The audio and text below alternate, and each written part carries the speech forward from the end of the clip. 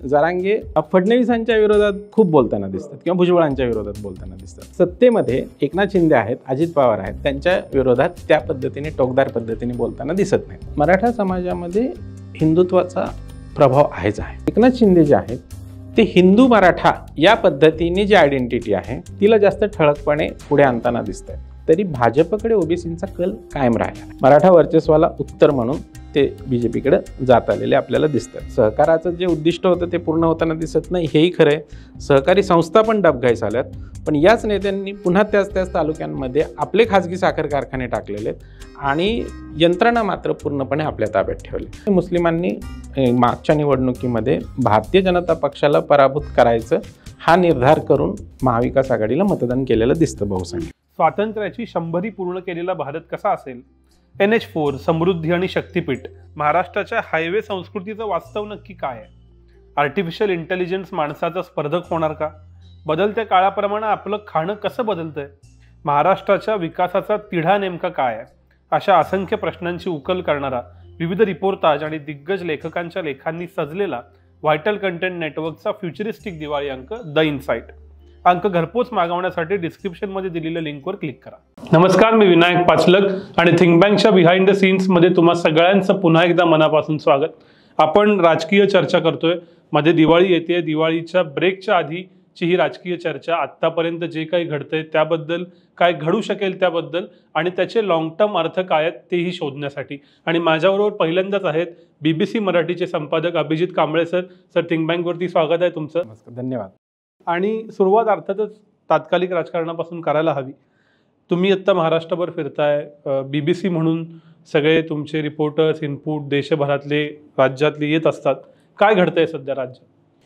महाराष्ट्रामध्ये आत्ता जर विधानसभा निवडणुकीची परिस्थिती पाहिली तर जे लोकसभा निवडणुकीमध्ये निकाल आले होते आणि ज्या पद्धतीने महाविकास आघाडीला एक अप्पर हँड त्या सगळ्या निकालामध्ये दिसत होता आणि ते पुढे होते, तर ती परिस्थिती सध्या काही प्रमाणात बदललेली दिसते। आणि महायुतीने या मधल्या काळामध्ये जे काही बरेच परिश्रम घेतलेले आहेत की हा सगळा गॅप जो आहे, 1% गॅप होता ज्यावेळेस लोकसभा निवडणुकीचे निकाल लागले त्यावेळेस 1% गॅप होता मिळालेल्या मतांमध्ये, तर तो भरून काढण्यासाठी खूप जोमाचे प्रयत्न महायुतीकडून झालेले आहेत। महाविकास आघाडीकडून तुलनेनं म्हणजे ठाकरे आणि काँग्रेस यांच्याकडून ज्या पद्धतीचे प्रयत्न व्हायला हवे होते तितकेसे प्रयत्न झालेले दिसत नाही आहेत। शरद पवार अर्थातच नेहमीप्रमाणे मैदानात उतरून सगळ्या पद्धतीचं राजकारण, मग लोकांचं इन्कमिंग वगैरे याच्याबद्दल खूपच जोमानं प्रयत्न करत आहेत। तर हे सगळं झाल्यामुळे महायुतीला काही प्रमाणामध्ये एक फायदा मिळालेला आहे गेले काही महिन्यांमध्ये। आत्ता जर का परिस्थिती पाहिली तर ती 50-50 या पद्धतीची असं आपल्याला चित्र मिळतं। आणि या सगळ्या याच्यामध्ये आपल्याला सगळ्यात महत्त्वाचा जो घटक ठरणार आहे या निवडणुकीमध्ये, या सगळ्या आपण काही कारणांची पण चर्चा करूच की कुठले मुद्दे निर्णायक ठरू शकतात, पण स्थानिक समीकरणं महत्त्वाची ठरतील। ज्यावेळेस हे सगळे 50-50 मध्ये असतील त्यावेळेस स्थानिक समीकरणं महत्त्वाचे असतील। आत्ता मी एक 3 ते 4 जिल्ह्यांमध्ये फिरलं, म्हणजे पुण्यामध्ये मी होतो, सातारा, कोल्हापूर, सांगली या 3 जिल्ह्यांमध्ये मी फिरलो। तर तिथं मला जाणवलेलं हे आहे की आपण जे सध्या नॅरेटिव्ह पाहतोय की अमुक एक आल्यामुळे मग लगेच इकडची बाजू वरचढ होईल वगैरे, किंवा महायुतीच्या पक्षांबद्दल जे गद्दारी वगैरे या संबंधित जे आरोप होते आणि जे वातावरण त्या सगळ्याच्या फोडाफोडीच्या बद्दल असंतोष, ते सध्या एकतर तितकं तीव्रतेने दिसत नाही आहे। आणि म्हणून ही विधानसभेची निवडणूक असल्यामुळं स्थानिक लेवलवरती त्या उमेदवारांनी काय पद्धतीने काम केलेलं आहे, समीकरणं त्याच्या बाजूनी कशी आहेत, हा एक महत्त्वाचा मुद्दा राहिला असं दिसतं। त्या मुद्द्यांवरती आपण येऊ, पण त्याच्या आधी आमच्यासारख्यांना की ज्यांनी 14 नंतरचंच राजकारण तसं बघितलं सिरियसली, त्यांना ही इलेक्शन फार जास्त इंटेन्स वाटती किंवा इतकी काटाजोड लढत पूर्वी झाली नाही असं म्हणतात। तुम्ही कित्येक दशकं इलेक्शन्स कव्हर करत आलाय, खरंच ही तुम्ही आजवर बघितलेल्या इलेक्शनमधली सर्वात काटाजोड लढत आहे का? मी स्वतः पत्रकारितेत येण्यापूर्वी 95ची निवडणूक पाहिली होती आणि 95ची निवडणूक तशी त्या याच्यामध्ये 1995ची निवडणूक तशी एकदम जे तुम्ही म्हणता अगदी काटेकी लढत ज्या पद्धतीने म्हणता येईल तशी झाली होती। आणि त्या निवडणुकीमध्ये मग मोठ्या प्रमाणात अपक्ष निवडून आले होते, बंडखोरीही झाली होती आणि मग त्या निवडणुकीनंतर महाराष्ट्राचं राजकीय चित्र पूर्णपणे बदललं होतं. म्हणजे युती पहिल्यांदाच सत्तेत आली शिवसेना भाजपची आणि काँग्रेस सत्तेतून बाहेर गेलं होतं. त्यानंतर मात्र आपण पाहिलं की बहुतांश वेळा एक खूप असं आत्ता जे चित्र दिसतंय तसं राहिलेलं नाही. त्यामुळे असं नक्की म्हणता येईल की ही आत्ताची होणारी निवडणूक जी आहे ती एकतर बहुपदरी आहे, तिला 6 पक्ष आहेत आणि त्याशिवाय छोटे छोटे आणखी पक्ष आहेत. हे सगळं इतकी भावगर्दी झालेली या निवडणुकीमध्ये. आणि त्याचवेळी महायुती आणि महाविकास आघाडी हे 2 महत्त्वाचे प्लेयर्स आहेत, पण त्यांच्या बाजूने असं ठोस सांगता येणार नाही आपल्याला अशी परिस्थिती. म्हणजे जेव्हा कधी आपण पाहतोय आत्ता जाऊन ग्राउंडवरती, त्यावेळेस ठोसपणे असं म्हणता येणार नाही की महायुतीच सत्तेत पुन्हा येऊ शकते किंवा महाविकास आघाडीच सत्तेत येऊ शकते. तर त्यामुळे काटेकी टक्कर नक्कीच आहे. आपण वेगवेगळे मुद्दे घेऊ आणि त्या एक एक मुद्द्यावर सविस्तर बोलायचा प्रयत्न करू. पहिला मुद्दा अर्थात येतो तो म्हणजे आर्थिक बाबींचा. त्याच्यात 2 अँगल येतात. एक, आम्हाला काही सर्वेतनं लोकसभेला असं दिसलेलं खाजगी आणि जे आपण थिंक बँकवर पब्लिश केले तुम्हालाही दिसलं असेल की क्लासची लढाई झाली. गरीब निम्न मध्यमवर्गीय थेट काँग्रेस किंवा इंडिया आघाडीच्या बाजूनं आणि मध्यमवर्ग आणि अबोव आणि त्याच्यात कास्टही आल्या या भाजपच्या बाजूनं. अशीच क्लासची लढाई आत्ता आहे का? आणि मग विशेषतः लाडकी बहीण योजना आणि तत्सम योजना की ज्या थेट पैसे देत आहेत, नोव्हेंबरपर्यंतचे पैसे आलेत, 7,500 रुपये आलेत, हे त्या क्लासच्या लढाईचं उत्तर आहे का? क्लासची लढाई आहे आणि क्लासचा मुद्दाही आहे, पण तो तितकासा प्रभावी नाही. म्हणजे आपण नेहमी ज्यावेळेस कधी विश्लेषण करतो आणि ते खास करून सामाजिक विश्लेषण ज्यावेळेस या सगळ्या राजकीय परिस्थितीचं निकालांचं करतो त्यावेळेस आपण याभोवती खूप बोलतो. म्हणजे आपण त्यावर बोलूही की मराठा मतदान कसं आहे, दलित ओबीसी कशा पद्धतीने करतील, मुस्लिमांचं मतदान कसं असेल. आणि त्यावेळेस आपण बऱ्याचदा एक गोष्ट अशी समजून चालतो की मराठा हे एकसंध याच पद्धतीने मतदान करत असतील किंवा त्यांचा वोटिंग पॅटर्न तसाच असेल, ओबीसींचा असेल. तर यांच्यामध्ये पण क्लास आहेत आणि ते क्लास मॅटर करतात. फक्त एक सगळ्यात महत्त्वाचा मुद्दा की ते क्लास तितके प्रभावी नाही आहेत. हां, त्यांचे ॲस्पिरेशन्स वेगळे आहेत, त्यांना त्यांच्या वेगवेगळ्या डिमांड्स आहेत प्रत्येकाच्या, त्यांचा राजकारणाकडे पाहण्याचा दृष्टिकोनही वेगळा आहे. कारण त्यामध्ये काही प्रस्थापित आहेत, काही प्रस्थापित नाही आहेत. हे सगळं असलं तरी आपल्याकडे गेल्या काही वर्षांमध्ये अशा पद्धतीने फक्त जातीमागे एकवटणं हा कल वाढत चाललेला आहे. तुम्ही जर पाहिलं की मराठा समाजामध्ये वेगवेगळे स्तर आहेत. म्हणजे एक जो वर्ग आहे तो पूर्णपणे कायम सत्तेत असलेला असा वर्ग आहे.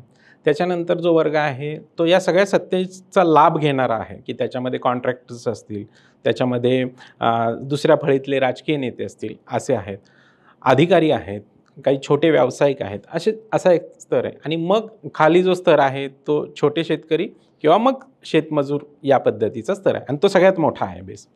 पण हा सगळा वर्ग जो शेतमजूर असेल, छोटे शेतकरी असतील, हे या सगळ्या जो वरच्या वर्गाने सेट केलेला जो नॅरेटिव्ह आहे की आपण सगळे मराठा म्हणून एकत्र येऊन हा लढा दिला पाहिजे, त्या लढ्यातल्या मुद्द्यांविषयी आपण वेगळी चर्चा करू शकतो.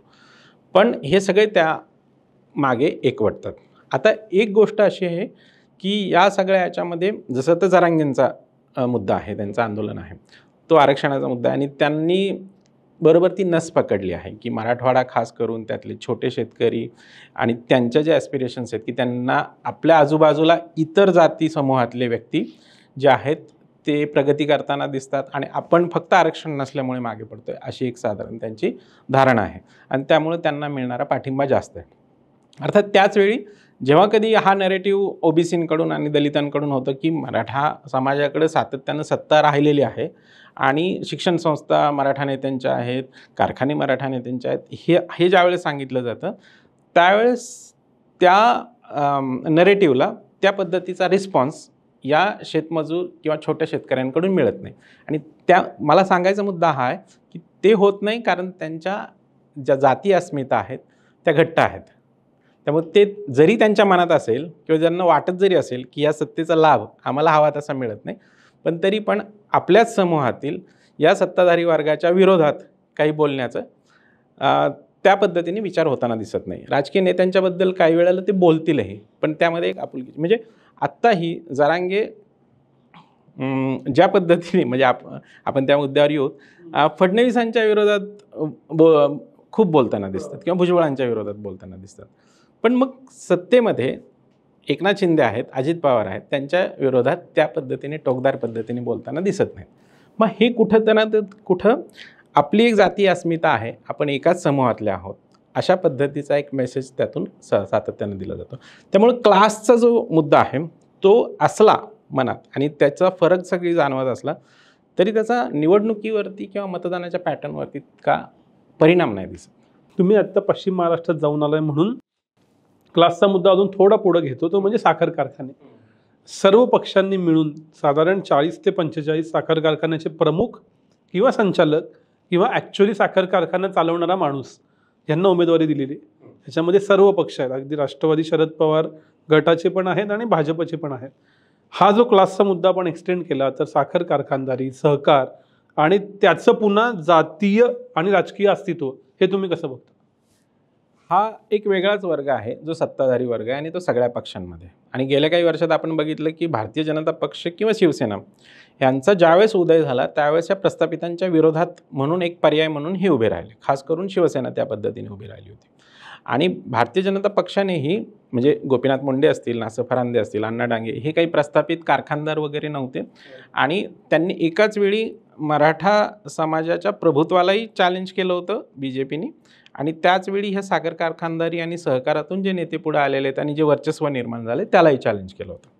पण झालं असं की 2014 नंतर ज्या पद्धतीने भारतीय जनता पक्षामध्ये लोक येत गेले ते बरेचसे काँग्रेसचे असतील, राष्ट्रवादी असेल आणि त्याच पद्धतीने शिवसेनेमध्ये पण काही लोक येत गेले, तर हा भेद मात्र ह्या पक्षांमधला जो आहे तो निघून गेला आणि मग एक गठ्ठा सगळीकडं एक राजकीय वर्चस्व या क्लासचं निर्माण झालेलं आहे, जो क्लास रुलिंग क्लास आहे. म्हणजे हा पक्ष सत्तेत नसला तरी त्या पक्षाच्या नेत्याला त्याचं काम अडत नाही. त्याचं जे कारखान्याचं काम असेल, त्याचं जे काही बाकीचे गोष्टी असतील की ज्याचे वैयक्तिक हितसंबंध त्याच्यामध्ये आहेत, ते कुठलंही काम त्याचं अडत नाही. आणि हा एक प्रकारे महाराष्ट्रामध्ये एक अंडरस्टँडिंग असल्यासारखं आहे आणि हा क्लास आपले हितसंबंध सातत्यानं जपतो. आणि मग अशा पद्धतीने जे बदल व्हायला हवा किंवा या सगळ्या राजकारणाला एक कलाटणी मिळायला हवी, ती खरं तर संधी ह्या निवडणुकीमध्ये होती, म्हणजे 2024च्या निवडणुकीमध्ये. आणि ही खास करून महाविकास आघाडीकडे होती. कारण आपण पाहिलं की शरद पवार आणि ठाकरे यांना सोडून एवढे एक गठ्ठा आमदार जर गेले होते तर तिथं पर्याय म्हणून एक सर्वसामान्य व्यक्तीला, सर्वसामान्य कार्यकर्ता जो सातत्यानं त्यांच्यासोबत काम करतोय ग्राउंडवर, त्याला हे पुढे आणू शकले असते आणि त्याच्यातून एक वेगळं राजकारण उभं करू शकलं. आणि हे शरद पवारांनी केलेलं आहे. आपण त्यांच्या अगोदरचे जर उदाहरणं पाहिले की जसं की निलेश लंके असतील, सुनील शेळके असतील, यांना त्यांनीच उभा करून निवडून आणलेले अशा अनेक आहे. लोकसभेलाही त्यांनी भगरे गुरुजी असतील किंवा बजरंग सोनवणे असतील असे एक नवीन चेहरे इथं आणून त्यांना निवडून आणून दाखवलेलं आहे. तर हे राजकारण शरद पवार करू शकले असते, हे राजकारण ठाकरे करू शकले असते. काँग्रेसकडून तितक्या अपेक्षा नाहीत कारण ते त्या पद्धतीने विचार करत नाहीत. पण हे राजकारण झालेलं दिसत नाही. म्हणजे पुन्हा एकदा आपण पाहतो की पश्चिम महाराष्ट्रामध्ये सगळे पुन्हा कारखानदार विरुद्ध कारखानदार याच पद्धतीची निवडणूक होते. म्हणजे दोन्ही पक्षांकडून साखर कारखानदारच आहेत. म्हणजे कागलला मी जाऊन आलो तर तिथं मुश्रीफ विरुद्ध समरजित घाटगे आहेत, दोघंही प्रस्थापित आहेत त्या अंगाने पाहायला गेलं तर. आणि अशीच परिस्थिती जवळपास सगळ्या मतदारसंघांमध्ये आहे. तुम्हाला पश्चिम महाराष्ट्रामध्ये तर खास करून कुठलाही असं सर्वसामान्य शेतकरी कुटुंबातून आलेला तरुण जो धडपडून काहीतरी करतोय आणि मग तो ह्या सगळ्या स्पर्धेत उतरलेला आहे असं खूप क्वचित दिसेल. आयदर मग नवीन चेहरे जसे दिसतात आपल्याला, जसं महेश शिंदे आहेत किंवा मान खटावचे जयकुमार गोरे, पण ह्यांना पण खूप अशी पैशाची ताकद लावावी लागली त्या मतदारसंघामध्ये स्वतःचं वर्चस्व निर्माण करण्यासाठी, तेव्हा कुठं ते आमदार झालेले आहेत आणि मग त्यानंतर त्यांनी त्या सत्तेत राहून त्याचे जे काही फायदा घेता येईल ते घेतला. पण पश्चिम महाराष्ट्रामध्ये ही पकड खूप घट्ट आहे की साखर कारखानदारी असेल, सहकाराचा जो सगळा बेस असेल तो घट्ट ठेवून. कारण आपण एक गोष्ट लक्षात घेतली पाहिजे की साखर कारखानदारी किंवा सहकार हे ताब्यात असल्यामुळे हे लोक प्रस्थापित का आहेत, कारण त्याचं पूर्ण अर्थकारण त्या सगळ्या गोष्टींशी जोडलं गेलेलं आहे.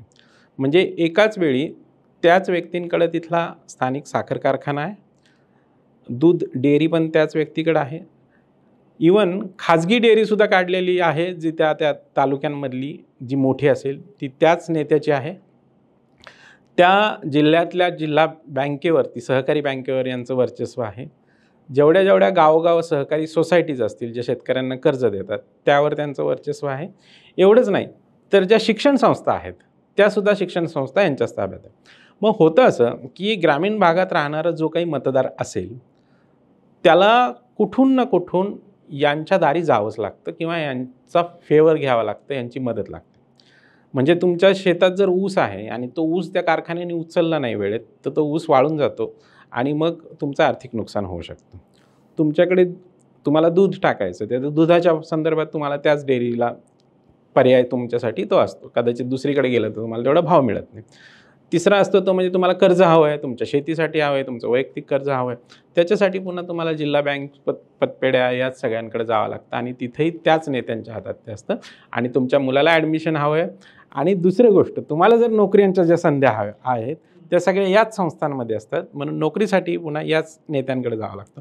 आणि असं करून ही यंत्रणा घट्ट आहे. म्हणजे आपण म्हणतो की सहकार खिळखिळा झाला, तर हो, सहकाराचं जे उद्दिष्ट होतं ते पूर्ण होताना दिसत नाही, हेही खरं आहे.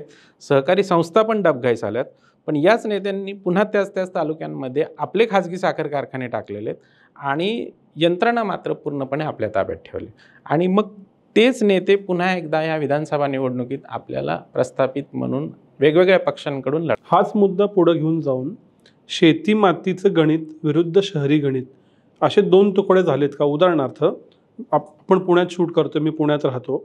आमच्या सोसायटीतल्या कुणाचा आमदाराशी संबंध येत असेल किंवा संपर्क येत असेल हेच मला आठवत नाही. कारण ॲटॉनॉमस यंत्रणा आहेत, नोकऱ्या खाजगी क्षेत्रात नाही येतात, आर्थिक गणितांचा आणि सत्तेचा काही संबंध नाही, मार्केटमधून खरेदी केली जाते आणि मार्केट सत्तेचा पॅरलल म्हणून अवेलेबल आहे. असं असताना मग अशा ठिकाणचं शहरी राजकारण आणि दुसऱ्या बाजूला हे शेतीमातीचे प्रश्न, मग त्याला जोडून कांद्याचा भाव, सोयाबीनचा भाव, असं दोन महाराष्ट्र एकाच वेळी आत्ता लढत आहेत का? अगदी बरोबर आहे. हे दोन महाराष्ट्र आपल्याला लढताना दिसत आहेत. अर्थात ही परिस्थिती आत्ता या निवडणुकीमध्येच निर्माण झाली असं नाही आहे. गेल्या काही वर्षांपासून जसं जसं शहरीकरण वाढत गेलेलं आहे महाराष्ट्राचं, तिथं आपल्याला ही परिस्थिती निर्माण झालेली दिसते. आणि मग शहरी मतदारांचे मुद्दे महत्त्वाचे आहेत. त्यांच्यासाठी आपण कुठल्या मुद्द्यांच्या आधारावर मत द्यायचं हे वेगळं. म्हणजे बऱ्याचदा शहरी मतदारांसमोर मग राष्ट्रीय नेतृत्व, म्हणजे जसं मोदींकडे पाहून मतदान दिलं जातं गेल्या काही वर्षांपासून, त्या गोष्टी आहेत. भ्रष्टाचार हा मुद्दा त्यांच्यासाठी असतो आणि त्यांची काही अशी रोजची कामं नसतात. म्हणजे शहरांमधल्या जर का काही झोपडपट्टी वगैरे भाग किंवा चाळींचा भाग सोडला तर त्यांचंच नगरसेवकांकडे काम असतं किंवा आमदारांकडे असतं. अदरवाईज या सोसायट्यांचं काहीही काम यायच्यात नाही. बऱ्याचदा हे आमदारच स्वतःहून त्या सोसायट्यांकडे जाऊन मी तुम्हाला फरशी लावून देतो आणि बेंच लावून देतो हे सांगताना आपल्याला दिसतात. पण या सोसायट्या स्वतःहून खूप क्वचित त्या आमदारांकडे कुठल्या कामासाठी जातात आणि त्यांचं अवलंबित्व जे आहे ते खूप कमी आहे ह्या राजकीय वर्गाकडे. आणि म्हणून त्यांचं ज्यावेळेस मतदानाचं पॅटर्न आपण पाहतो तर या पद्धतीने आहे की ते राज्याच्या पातळीवरचे मुद्दे, त्यांना एकच गोष्ट मात्र त्यांच्यासाठी कन्सर्नची असते, ती म्हणजे महागाई. आणि मग काही वेळेला सरकारच्या विरोधातला जो रोष असेल सत्ताधारी पक्षाच्या विरोधातला, तो या महागाईच्या मुद्द्यावरून ते हे करतात की तिथं त्यांना की ही कमी करण्याची ताकद जर सरकारमध्ये असेल तर त्यांनी केली नसेल, तर मग मात्र तो रोष तिथं दिसून येतो.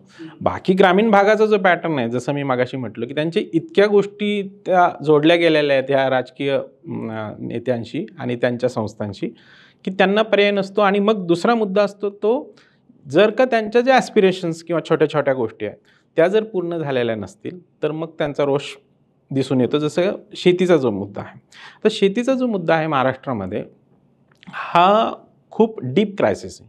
तर आपण अनेक वर्षांपासून त्यावर बोलत आलेलं आहे.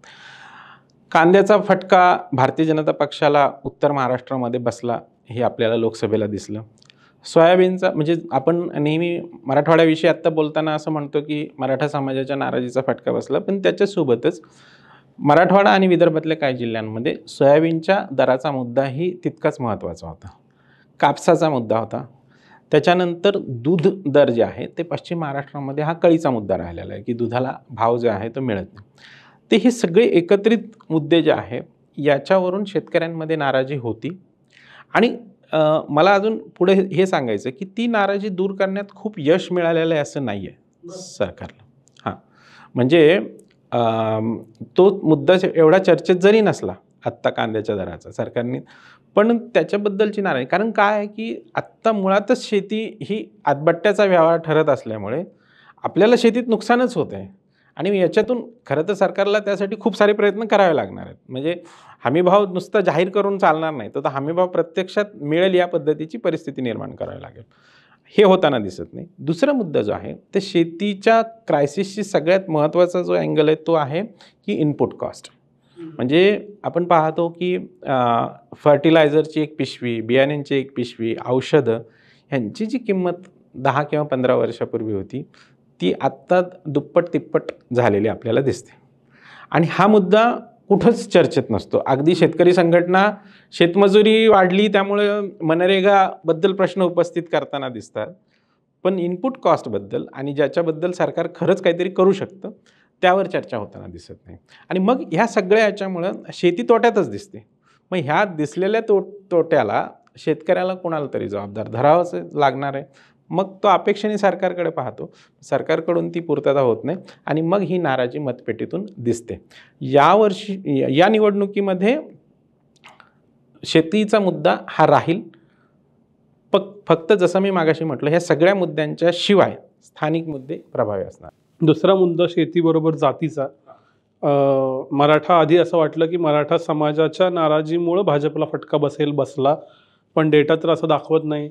आत्ता CSDSचा एक सर्वे आला, हिंदूमध्ये आला, मराठी काही वर्तमानपत्रात आला, त्याच्यातही उलट मराठा समाजात पण 60-40-60 भाजपच्या बाजूनं असं दाखवलं गेलं. OBC समाजात तर आहेच आहे, पण हरियाणाचा धसका घेऊन त्याच्या परसेप्शनमुळं राहुल गांधी भर मीटिंगमध्ये CECच्या असं म्हणतात की OBCंना प्राधान्य द्या, ते उमेदवार तिकडचे जास्त आणा, मिळवा, द्या वगैरे वगैरे. मराठा विरुद्ध OBC असं मुळात काही आहे का? असेल तर त्याचा राजकारणावर परिणाम होणार आहे का? आणि याहून पलीकडं याचा समाजावर काय परिणाम होतो? नाही, मराठा विरुद्ध OBC राजकारण हे आहेच. म्हणजे त्या पद्धतीचे एकमेकांचे हितसंबंध, स्वतःचे हितसंबंध जपत असताना ज्यावेळेस त्या हितसंबंधाचा संघर्ष होतो त्यावेळेस त्यामधून राजकारण टोकाला जातं हे आपल्याला माहिती आहे आणि ते महाराष्ट्रामध्ये होत आलेलं आहे. सामाजिक सलोखा जो आहे तो आज ज्या पद्धतीने बिघडलेला दिसतोय तो कधी बिघडलेला इतका नव्हता. म्हणजे राजकीय स्पर्धा होती, पण असं अगदी क्लिअर कट डिव्हिजन जे आत्ता 2024च्या लोकसभा निवडणुकीत आपल्याला दिसलं तितकं ते झालेलं नव्हतं. मराठा समाजाच्या बद्दल आपण जर पाहिलं तर त्यांचा जो वोटिंग पॅटर्न आहे तो साधारणतः भाजपशिवाय इतर पक्षांसोबतच राहिलेलं, काँग्रेसच्या सोबत.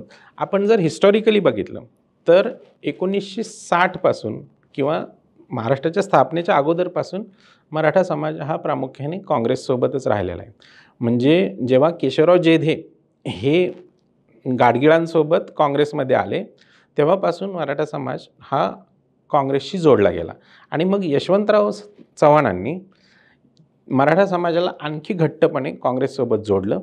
मराठा समाजाचे हितसंबंध कसे जपता येतील, आणि मग फक्त मराठा समाजाचेच हितसंबंध यशवंतरावांनी जपले असं नाही, त्यांनी त्यांना बहुजन अशी एक व्याख्या देऊन OBCंनाही सोबत घेण्याचा प्रयत्न केलाच होता. पण या सगळ्या गोष्टींचा अर्थातच मराठा समाजाला फायदा होत असल्यामुळे मराठा समाज सातत्याने काँग्रेससोबत राहिला. 1990 पर्यंत OBC सुद्धा काँग्रेससोबत मोठ्या प्रमाणात होतं. 90च्या अगोदर जे काही भारतीय जनता पक्षाने प्रयत्न केले की जर का मराठा काँग्रेससोबत आहेत आणि OBCंना आपण हे जर का दाखवून दिलं किंवा त्यांना जर जाणीव करून दिली की तुम्हालाही सत्तेत तेवढा सहभाग मिळू शकतो आणि तुम्ही जर दुसरा पर्याय निवडला तर तुम्ही मराठा समाजाच्या वर्चस्वाला धक्का देऊ शकता. आणि मग त्याच्यातून आपल्याला माहिती आहे माळी धनगर वंजारी म्हणजे माधवचा प्रयोग आला आणि त्यातून गोपीनाथ मुंडे, नासं फरांदे आणि अण्णा डांगे हे 3 नेते पुढे आले. हे वसंतराव भागवतांमुळं त्यांनी ते शक्य झालं. हे सगळं होत असताना मग 90 पर्यंत हा OBC बेस जो आहे तो भाजप आपल्याकडे वळवण्यात यशस्वी झाला. त्याच वेळेस काही OBC हे शिवसेनेकडे पण वळाले होते, हिंदुत्वाची भूमिका घेत. मराठा समाज तोपर्यंतही मोठ्या प्रमाणामध्ये काँग्रेससोबत राहिलेला होता. फक्त आपण पाहतो की शिवसेनेच्या मराठवाड्यातल्या विस्तारानंतर मराठवाड्यामध्ये हिंदुत्व आणि हा जो मुद्दा जास्त चालत असल्यामुळे तिथला मराठा जो आहे, खास करून कुणबी मराठा, हा शिवसेनेसोबत आलेला आहे. आणि त्यावेळेस मराठवाड्यामध्ये एक क्लिअर कट डिव्हिजन अशी होती की जो देशमुख मराठा आहे, जो सरंजामी मराठा आहे, तो काँग्रेससोबत. आणि म्हणजे असे आपल्याला उदाहरणं दिसतील की शिवसेनेचा जो उमेदवार आहे तो कुणबी मराठा होता आणि देशमुख उमेदवार जो आहे तो काँग्रेसचा उमेदवार. तर अशा पद्धतीने मग मराठा समाज, खास करून मराठवाड्यातला, तो शिवसेनेसोबत आला. पण पश्चिम महाराष्ट्रातला जो मराठा समाज हा सातत्यानं काँग्रेस किंवा नंतर राष्ट्रवादीसोबत, शरद पवारांसोबतच राहिलेला दिसतो. 2014च्या निवडणुकीमध्ये मोदींच्या लाटेमुळे मराठा समाज आणि सर्वच समाजाचं एक गठ्ठा मतदान ते भारतीय जनता पक्ष आणि शिवसेनेला गेलं. तर तिथं मात्र हे सगळा जो ट्रेंड आहे तो बदललेला दिसला. 2019च्या लोकसभेमध्ये मराठा समाज हा काही प्रमाणामध्ये, कारण दरम्यानच्या काळात अनेक मराठा नेते जे आहेत, म्हणजे विखे असतील, इतर जे काही नेते असतील, हर्षवर्धन पाटील होते, तर हे सगळे नेते, मोहिते पाटील पण त्यावेळेस BJPमध्ये आलेले होते. तर त्यामुळे काँग्रेस तो BJPसोबत राहिलेला काही प्रमाणात दिसतो. पण 2019च्या विधानसभेला मात्र मराठा समाज काही प्रमाणात दुरावला. आत्ता 2024ला आपण जर बघितलं लोकसभेला, तर आपण जे आकडेवारी सांगतोय त्याच्यामध्ये, तर असं काही मराठा समाज खूप एक गठ्ठा जो आहे तो भाजपच्या विरोधात जाईल आणि खूप कमी टक्के तो भाजपला मतदान करेल असं नाही. काही एक वर्ग जो आहे तो मराठा समाजाचा तेव्हाही आणि आत्ताही हा भाजपला मतदान करणारच आहे, खास करून महायुतीला. त्याचं कारण असं आहे की मराठा समाजामध्ये हिंदुत्वाचा प्रभाव आहेच आहे. आणि खास करून मराठवाडा असेल, पश्चिम महाराष्ट्राचा काही भाग असेल, जसं आपण दक्षिण महाराष्ट्रामध्ये बघतो, किंवा उत्तर महाराष्ट्रात असेल, कोकणात असेल, इथे मराठा समाज जो आहे त्यामध्ये हिंदुत्वाचा प्रभाव आहे. आणि आत्ता आपण एक गोष्ट पाहतो ते म्हणजे एकनाथ शिंदे जे आहेत ते हिंदू मराठा या पद्धतीने जी आयडेंटिटी आहे तिला जास्त ठळकपणे पुढे आणताना दिसत आहेत. जरांगेंचं जे आंदोलन आहे ते कुठेही हिंदुत्वाला विरोध वगैरे या पद्धतीने ते काही तशी भूमिका मांडताना दिसत नाही. त्यामुळे त्यांचा जो पाठीराखा आहे, त्यांना मानणारा जो वर्ग आहे, त्यांना हिंदुत्वाची ॲलर्जी आहे किंवा हिंदुत्वाला विरोध आहे असं काही नाही आहे. त्यामुळे भाजपपुढे हा पर्याय एक आहे की जरी आपल्या थेट उमेदवार, म्हणून शिंदे या पद्धतीने प्रयत्न करत आहेत की मराठवाड्यामध्ये त्यांना जास्तीत जास्त सीट्स मिळाव्यात. आणि म्हणून जर का तिथला जो मराठा आहे तो हिंदू मराठा म्हणून एकनाथ शिंदेंच्या शिवसेनेला मत देताना दिसला, तर काही प्रमाणामध्ये नव्हे तर बऱ्याच प्रमाणात मराठा मतदार जे आहेत ते आपल्याला महायुतीकडे येताना दिसतील. OBC मतदार जो आहे, जसं आपण हरियाणामुळे ही चर्चा सुरू झाली की OBC काय करतील, आणि पुन्हा जसं तिथं जाट विरुद्ध OBC असं आहे, तसं आपल्याकडे मराठा विरुद्ध OBC या पद्धतीने होईल का? मला असं वाटतं याचा प्रभाव थेट जसाच्या तसा आपल्याकडे पडणार नाही. आणि एक तर असं आहे की जाटांची संख्या जी आहे ती 26% आसपास आहे हरियाणामध्ये, आणि आपल्याकडे मराठा समाजाची लोकसंख्या जी आहे 1931चं जरी आपण साधारणतः सेन्सस पाहिला तरी ती 30% पुढेच आहे. म्हणजे 30% जास्त आपल्याकडं मराठा मतदान आहे आणि ते प्रभावी आहे. दुसरीकडं OBC जाती ज्या आहेत त्या तितक्या एकवटलेल्या सगळीकडं आहेतच असंही नाही. म्हणजे मुख्य ज्या जाती आहेत त्या माळी, धनगर, वंजारी आहेत. आणि धनगर आणि वंजारी आणि माळी ह्याच समूहाचे नेते जे आहेत हे प्रामुख्याने ह्या मराठा आंदोलनाच्या संदर्भात वेगळी भूमिका घेताना दिसतात, ते आपण पाहतोच आहे. ह्या OBCमध्ये असं काही एकवटून येतीलच असं थेट जरी म्हणता येत नसलं तरी भाजपकडे OBCंचा कल कायम राहिलेला आहे आणि एक मराठा वर्चस्वाला उत्तर म्हणून ते त्या BJPकडे जात आलेले आपल्याला दिसतात.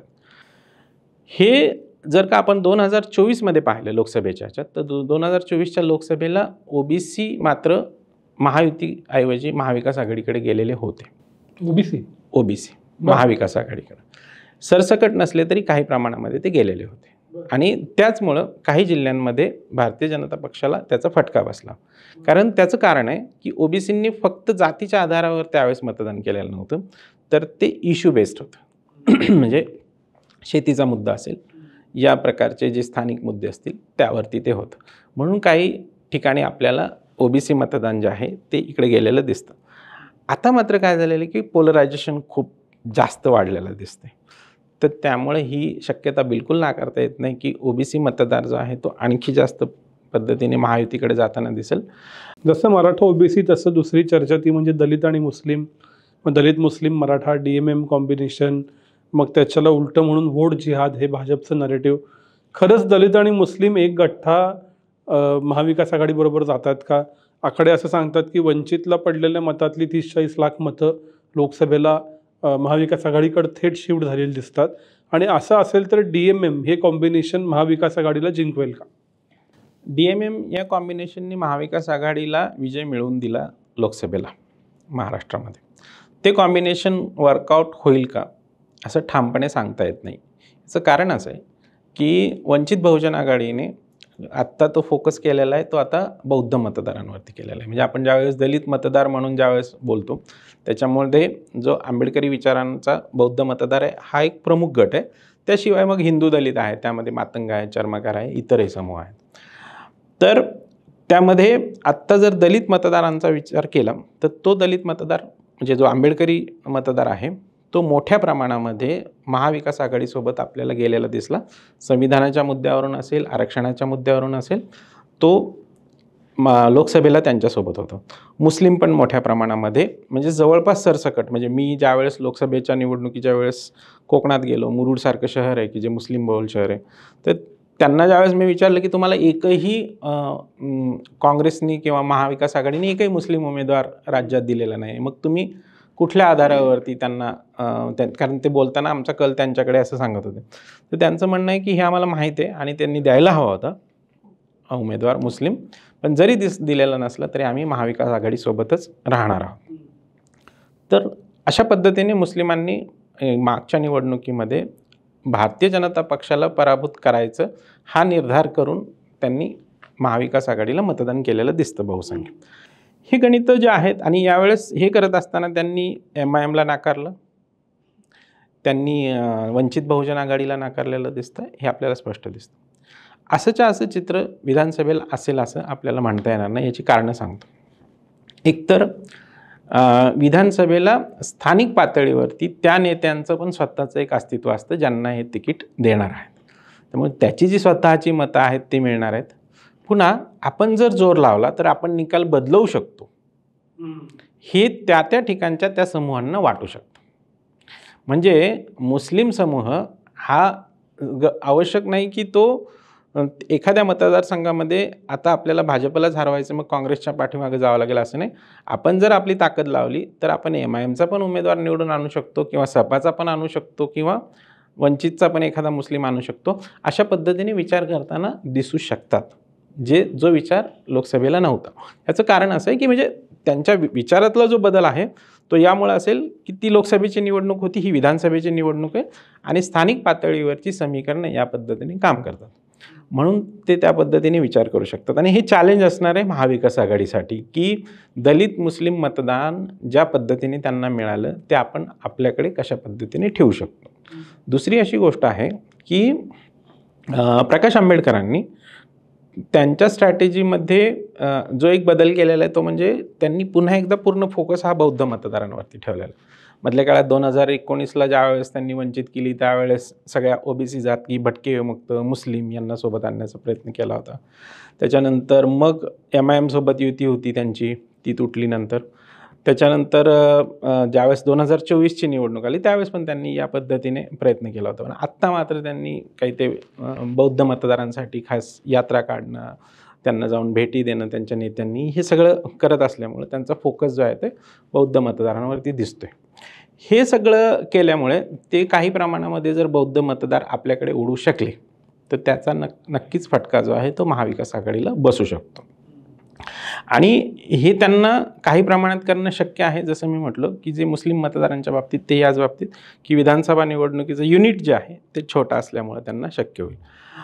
मला एक चित्र जे दिसतंय ते असं आहे की जर का दलित मुस्लिम यांना सोबत ठेवायचं असेल महाविकास आघाडीला तर त्यांना विशेष प्रयत्न करावे लागतील.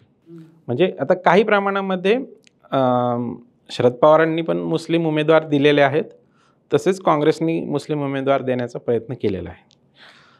दलित उमेदवारां दोन्हीकडे आहेत, रिझर्वेशनच्या जागेवर पण आहेत, काही ओपनच्या जागेवर पण दिलेले आपल्याला दिसतील.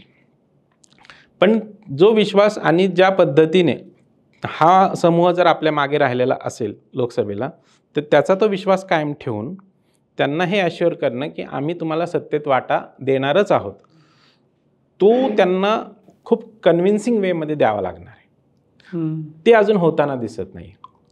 आणि ते जर झालं नाही तर ह्या मतदारांचा जो कल आहे तो बदलू शकतो असं आपल्याला